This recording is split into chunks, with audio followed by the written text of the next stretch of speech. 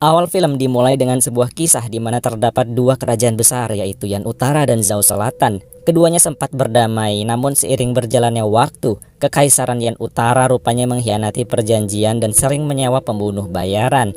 Hingga pada suatu hari, tiba-tiba datang dua orang utusan atas nama Kekaisaran Yan Utara untuk mempersembahkan sebuah hadiah yang cantik hingga Kaisar Zhao Selatan pun terkesima. Namun ternyata itu adalah jebakan yang sangat berbahaya bagi Kaisar. Untungnya para pengawal luar biasa sigap dalam menangani ancaman, hingga akhirnya kedua pembunuh bayaran pun dapat ditumpas dalam waktu sesingkat-singkatnya.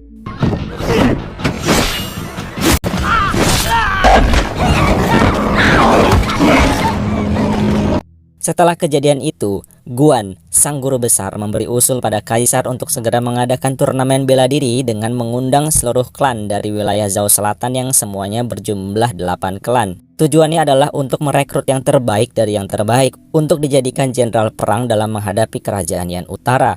Sang Kaisar pun setuju dan tanpa waktu lama, guru besar tersebut segera mengutus para elang untuk memberi kabar pada seluruh klan di wilayah selatan.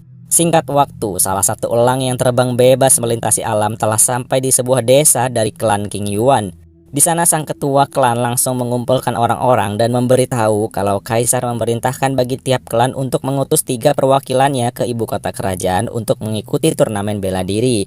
Dengan demikian, setelah berunding, 3 orang telah dipilih oleh sang ketua. Mereka adalah Yilong, Chang, dan Chuhun. Mereka pun segera melakukan persiapan. Setelah berpamitan dengan ketua klan, mereka pun berangkat dengan semangat melintasi berbagai medan hingga sampai di wilayah padang pasir. Mereka asik berbincang, namun sayangnya Chang tak menyadari di belakangnya ada monster kalajengking raksasa. Dalam hitungan detik Chang menjadi korban. Yilong dan Chuhun pun mau tidak mau bertarung dengan monster tersebut.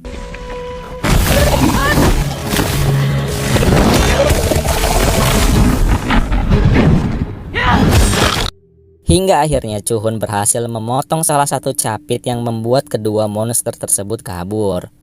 Perjalanan pun harus segera dilanjutkan. Mereka memutuskan untuk merekrut orang baru seiring berjalannya petualangan. Hari semakin gelap dan malam pun tiba, lalu mereka berdua beristirahat.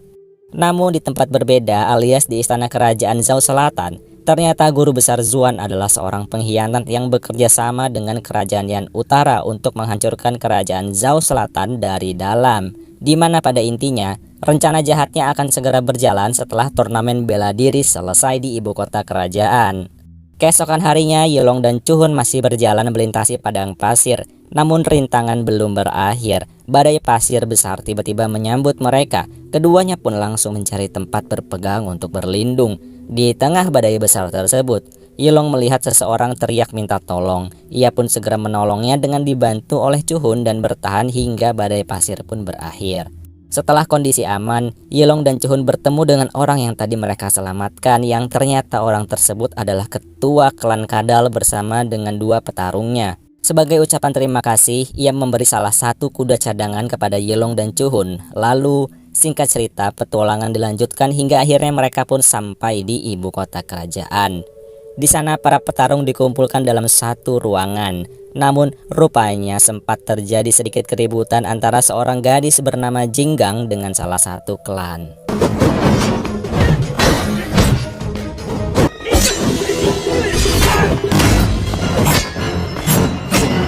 Hingga akhirnya mereka berhenti saat mengetahui kedatangan guru besar Guan yang tanpa waktu lama memberi sambutan sepatah dua patah kata pada para kesatria yang akan mengikuti turnamen bela diri. Turnamen akan dilakukan esok hari. Sebelum itu, Yilong dan Chuhun berjalan keliling kota hingga bertemulah mereka dengan Jinggang yang menyadari bahwa Yilong dan Chuhun kekurangan orang. So dengan demikian ia pun menawarkan diri untuk masuk ke dalam tim mereka. Awalnya Chuhun ragu, namun akhirnya setuju hingga sekarang mereka pun lengkap 3 orang sebagai tim. Singkat waktu tibalah esok hari di mana turnamen diadakan dengan sangat megah. Seluruh kesatria berbaris menurut klannya masing-masing di sekitar arena dan dikelilingi oleh banyaknya penonton dari ibu kota kerajaan. Misi di hari pertama adalah mereka harus berlomba mencapai tepian di seberang mereka. Hanya 3 klan tercepat yang dapat melaju ke babak berikutnya. So babak pertama pun dimulai.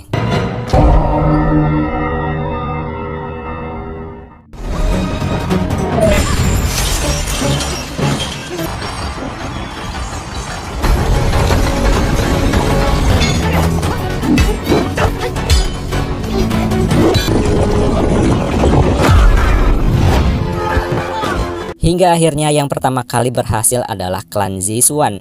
Lalu berikutnya alias di urutan kedua adalah klan King Yuan. Dan di urutan ketiga ada klan Falcon. Dengan demikian babak pertama pun usai. Malamnya mereka kembali berbincang agar saling mengenal satu sama lain dan beristirahat hingga tibalah esok hari di mana babak kedua dimulai.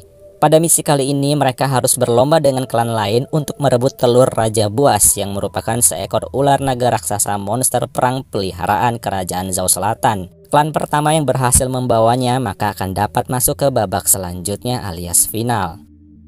Klan Zishuan, klan Falcon, dan klan King Yuan singkat cerita sudah berada di dalam sarang sang monster. Ternyata di dalam gua banyak tumbuhan buas dan beracun. Chuhun terkena serbuk beracun dari bunga legendaris hingga Yelong dan Jinggang pun harus pergi mencari penawarnya yang merupakan lumut orange yang juga berada di dalam gua ini. Sementara itu klan Zishuan tertangkap oleh tumbuhan buas yang melilit, sedangkan klan Falcon terlihat sudah menemukan telur yang dimaksud. Namun mereka segera diburu oleh si Raja Buas. Mereka hancur sebagai tim hingga telurnya pun terlepas dan berhasil direbut oleh Jinggang dan Yilong. Mereka berdua dikejar oleh sang naga. Dengan terbirit-birit mereka terus berlari ke sana kemari demi menyelamatkan diri. Namun mereka sempat terjebak bergelantungan berada tepat di atas kepala naga, di mana ternyata di atas kepala naga tersebut terdapat lumut orange yang akan digunakan sebagai penawar bagi Chuhun. Mereka pun mengambilnya dan melanjutkan pelarian hingga sang naga yang terlalu bernafsu tersangkut di celah yang cukup sempit, sementara Chuhun sedang diberi obat penawar. Melihat sang naga tersangkut, Yilong bukan memanfaatkan kesempatan untuk kabur. Ia justru menolongnya agar terlepas dari celah sempit tersebut dengan alat seadanya. Setelah itu ia pun mencoba berbicara dari hati kepada sang naga bahwa ia memerlukan telurnya sebagai syarat dari turnamen kerajaan Zhao Selatan. Dan apapun hasilnya nanti, baik menang atau kalah di final, Yilong berjanji pada sang naga akan mengembalikan telur tersebut. Ajaibnya sang naga pun seperti paham dan merasa punya utang budi padanya hingga mereka pun selamat keluar dari sarang Raja Buas tanpa kekurangan apapun sekaligus membawa telurnya ke ibu kota kerajaan. Tanpa basa-basi guru besar Guan pun memberi selamat pada mereka, namun ia menjelaskan bahwa di babak final hanya ada satu pemenang yang akan diberi gelar Jenderal Perang Kerajaan Zhao Selatan. Oleh karena itu nantinya mereka harus bertarung satu sama lain, yang mana hal itu di luar dugaan mereka. Tapi itulah peraturan di babak final nanti dan tak bisa diganggu-gugat. Setelah itu mereka pun terlihat kebingungan karena tak mau membunuh satu sama lain. Namun saat itu tiba-tiba muncul entah dari mana sosok wanita berjubah yang berkata pada Yilong bahwa sebenarnya mereka tak perlu saling bunuh. Dan mereka bertiga pun diajaknya ke sebuah tempat yang dikenal sebagai hutan mistis di mana semua kebenaran akan terungkap. Mereka pun mengikuti wanita tersebut hingga tiba-tiba sampai di sebuah tempat ajaib dalam hutan di mana batu-batu berterbangan. Di sana masa lalu berbicara pada Yilong bahwa ternyata ia adalah anak kerajaan dari raja sebelumnya di Yan Utara. Yilong awalnya sangat tak percaya dengan hal itu karena ia hanya tahu di klan King Yuan dirinya hanyalah anak yatim piatu yang dibesarkan oleh sang ketua klan. Tapi itu semua pudar saat si wanita menyuruhnya mengoleskan darahnya di lengan. Seketika muncullah tato keemasan yang merupakan tanda bangsawan kerajaan Yan Utara. Chuhun dan Jinggang pun pergi kesal setelah mengetahui kenyataan tersebut. Lebih lanjut si wanita berjubah mengatakan bahwa Yilong harus kembali ke wilayah Yan Utara untuk merebut kembali tahta dan menghentikan permusuhan yang lambat laun akan menyebabkan perang sebagai salah satu rencana dari guru besar Guan yang sebenarnya menginginkan kehancuran bagi kerajaan Zhao. Sedangkan Yilong harus memikul tanggung jawab agar perdamaian tetap terjaga antara dua kerajaan besar. Di sisi lain, sayangnya Jinggang dan Chuhun terkepung oleh guru besar Guan dan pasukannya yang rupanya telah mengawasi gerak-gerik mereka menuju hutan mistis untuk mencari kebenaran. Pada akhirnya Jinggang dibunuh dan Chuhun dibawa hidup-hidup ke ibu kota kerajaan dan akan dituduh sebagai pengkhianat di depan kaisar yang sebenarnya tak mengetahui apa-apa. Singkat cerita, Yilong ternyata tak menuju Yan Utara, melainkan ia pergi kembali ke ibu kota kerajaan setelah melihat tombak Chuhun yang terjatuh. Dan sesampainya di sana, ia berpapasan dengan pria dari klan Falcon yang telah kalah. Yilong pun segera memberitahu kebusukan guru besar Guan untuk menghancurkan kerajaan Zhao Selatan dimulai dengan memecah belah tiap klan.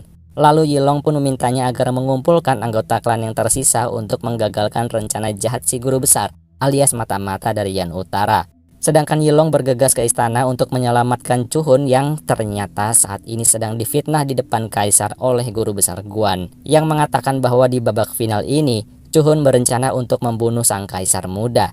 Dengan begitu eksekusi pun segera dilaksanakan, dan saat pedang hampir memotong leher Chuhun, Yilong pun datang menghadap kaisar dan dengan pintarnya ia pura-pura mempercayai fitnah guru Guan dan meminta izin pada kaisar untuk bertarung dengan Chuhun yang dianggap pengkhianat. Itu dilakukan agar ia bisa mengulur waktu sambil menunggu datangnya bantuan dari klan lain. Melihat rencananya terganggu, rupanya guru besar Guan menjalankan rencana lain yang ternyata ia telah menaruh orang-orangnya di antara penonton dan memulai kerusuhan hingga semua terlihat kacau. Di tengah kerusuhan, Jenderal Guan terlihat melindungi sang kaisar dan menaruhnya dalam ruangan. Dan ternyata Jenderal Guan saat itu terang-terangan mengatakan bahwa ia akan menghancurkan kerajaan Zhao pada sang kaisar dan keluarganya. Sang kaisar pun marah, namun ia dikurung dalam sebuah ruangan tertutup. Tak lama kemudian, datanglah bantuan dari klan yang tersisa demi melindungi kerajaan Zhao Selatan. Yilong berhasil mengalahkan pengawal kepercayaan guru Guan yang juga seorang pengkhianat. Pertarungan pun semakin menjadi-jadi. Rupanya guru besar Guan sudah mempersiapkan mekanisme untuk membakar istana dengan memenuhi sumber air istana dengan zat mudah terbakar, yang tujuannya agar seluruh kerajaan Zhao Selatan habis dilahap api bersama sang kaisar. Sedangkan dirinya sendiri terbang menggunakan alat yang sudah dipersiapkan. Api semakin membara hingga masuk ke ruangan kaisar. Seluruh keluarganya menjadi korban sesak nafas dan tertiban pintu. Saat itu untungnya Chuhun bersama yang lainnya berhasil menyelamatkan sang kaisar muda dari ledakan dahsyat akibat kebakaran. Sementara itu di luar sana, Yilong dengan ketangkasannya berhasil menjatuhkan guru Guan dari rencana kaburnya. Setelah si pengkhianat jatuh, Chuhun dengan sigap langsung menghajarnya hingga tewas di tempat. Dan setelah kondisi terkendali, sang kaisar muda menobatkan Chuhun menjadi jenderal besar sekaligus guru besar kerajaan Zhao Selatan. Sementara itu, Yilong meminta izin untuk mengembalikan telur naga sang raja buas. Keesokan harinya, Chuhun yang telah resmi menjadi jenderal dan Yilong pergi ke kuburan Jinggang. Di sana mereka sepakat untuk tetap bersahabat dan menjaga perdamaian. Yilong juga berkata bahwa dirinya akan kembali ke kerajaan Yan Utara untuk membereskan semua yang menjadi tanggung jawabnya. Namun sebelumnya tentu ia akan kembali ke sarang sang raja buas seorang diri lalu mengembalikan telur tersebut, dan film pun berakhir.